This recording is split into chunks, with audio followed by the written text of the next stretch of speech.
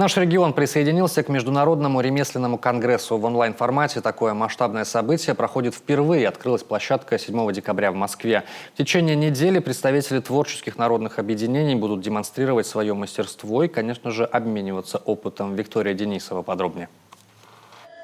Международный ремесленный конгресс – 4-й по счету. Однако в этом году событие в онлайн-формате. 15 регионов и среди них Коми. Таков масштаб действия. Речь пойдет о народном костюме, о его проблематике и дальнейшем развитии. В таком форумном режиме, как в пленарном заседании, участвуют спикеры, главной задачей которых сегодня является понять проблематику, существует ли она в принципе и какие пути развития существуют у традиционного народного костюма.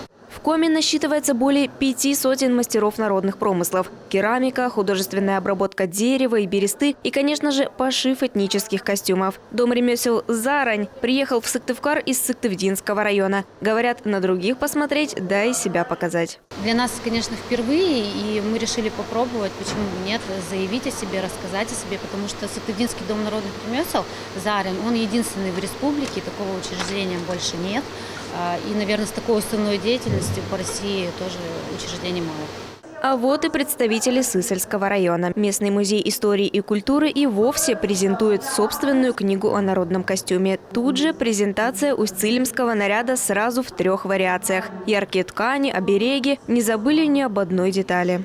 Сегодня мы представляем наш традиционный праздничный наряд «Усть-селенок» в 3 вариациях. Это женский костюм, это девушки костюм и невесты, молодой невесты. Здесь мы продемонстрировали мастер-класс по одеванию. Ежегодно в культурной жизни региона принимают участие более 100 тысяч человек. Сами же выставки, форумы, встречи исчисляются десятками. Конгресс – один из них. Он стартовал 7 декабря и продолжит работу вплоть до 14-го. А уже на днях наш регион представят в области туристского кластера в Москве на главной площадке события. Виктория Денисова, Иван Богомолов, телеканал Юрган, Сыктывкар.